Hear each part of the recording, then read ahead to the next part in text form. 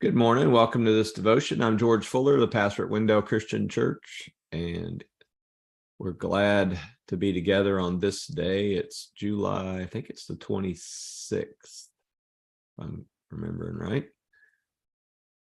The goal we have for these devotions is that we would just have a few minutes to encourage one another in our lives as disciples of Christ. As in this world, we get distracted. We forget the great love that God has for us. We forget that there's no condemnation in Christ, and we start feeling guilty and holding on to the guilt, because guilt has a role. Guilt points out how we can heal and grow and be faithful, but guilt is never intended to last longer than becoming aware of not only what God might want for us, but our desire to follow God. So guilt is just a fleeting moment as we learn to live as disciples. Some of us get so distracted, we get filled with shame. We don't feel like we're worthy of the love of God. And there are certainly many Christian messages about being unworthy. And being guilty and justified in Christ does not relate to the value we have, because God so loved the world that he gave his son. Our value in God's heart, mind, and plans were what motivated the coming of Christ. So we are never without value and worth in that sense. In fact, in the scriptures, Paul laments that what's not worthy, what's bad, is the sin of his life. And that indeed is true. So we use guilt and this instinct to think we're unworthy to look at Christ. And when we look at Christ, we find we are living in grace. There's no condemnation. And we find that we are worth Christ coming and being with us and showing us the way, and showing us faithfulness as he was faithful through the cross and into the resurrection. This morning in my devotion, I was drawn to a phrase of Jesus, which was, he was talking about false prophets, but he said, they come to you in sheep's clothing, but inwardly they're ferocious wolves. By their fruit you will recognize them. Do people pick grapes from thorn bushes or figs from thistles? Likewise, every good tree bears good fruit, but a bad tree bears bad fruit. And oftentimes we can hear good and bad as something, whether God accepts us or rejects us.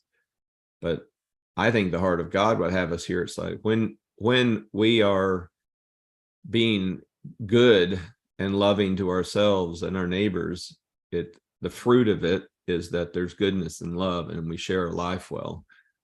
When we're following people, it's important to look at the fruit that's born in the lives of the people we follow and in the lives of the people following the leader. And this morning, I'd like to just come back to the leader that we all have, which is ourselves. How is it going with me was my question this morning.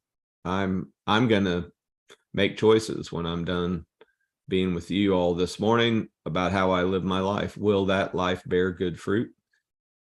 Am I following a leader? That would be my own self, the choice I'm making about how I move, how I live. Am I being healed and saturated and embraced by the love of God, so that as I move and speak my words and do my deeds, that I'm bearing good fruit? Love, joy, peace, patience, gentleness, tenderness, faithfulness, self-control was one list Paul made. That I would keep no record of wrongs, that I would persevere, that I would find the joy that only comes in the life of fruit bearing inside the love of God, the peace that comes from being secure in the love of God. And when I, George Fuller, just decide to focus on Christ and the love of God in Christ, I then can rise up from the place where I pray and become more and more a tree that bears good fruit.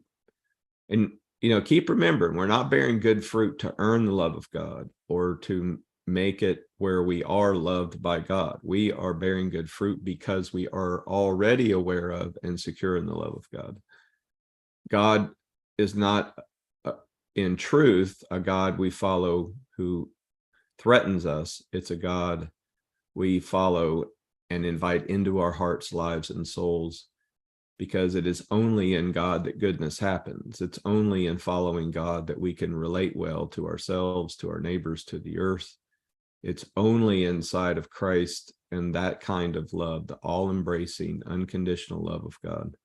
In fact, it's interesting that I've had many, many conversations with people who are frustrated by a focus on love because they think we have to match up to God's standards or we don't have the love of God. So if you believe that, then it's very important to know what's right and do what's right so that God will love you. And when you flip it around, as Christ did in his life teachings and death on the cross, and say, if we're faithful, then how it goes as we love is not only what the will of God is, but it's also how we and everyone else learn what we need to learn in our relationship to God.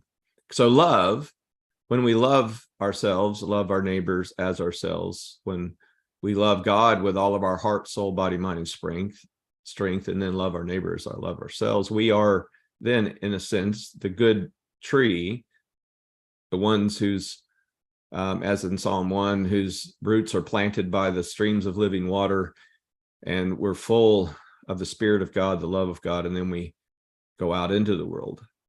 And the idea that love doesn't have a right and wrong, a healthy and unhealthy, a good and bad, is just false. There is.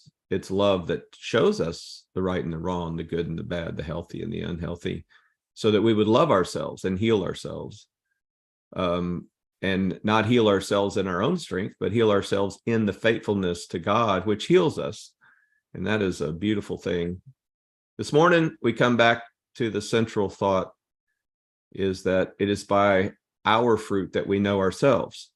How's it going with us? Are we bearing fruit in the world, in our relationships that present and manifest the fruit of the life of Christ, where we are in harmony with and conforming our lives and being transformed and renewing our minds, as Paul described it? Because when he says that you would be transformed by the renewing of your mind, he ends up saying, and love must be sincere. And so here we are, bearing fruit in faithfulness to the love of God, but out of God's faithfulness and his love for us.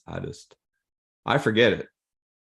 I'll get up every morning anxious that I need to do the right thing, or I can't be secure. But really, I want to do the right thing because I am secure. I can do the right thing when it's hard to do the right thing because I am secure in the love of God in Christ.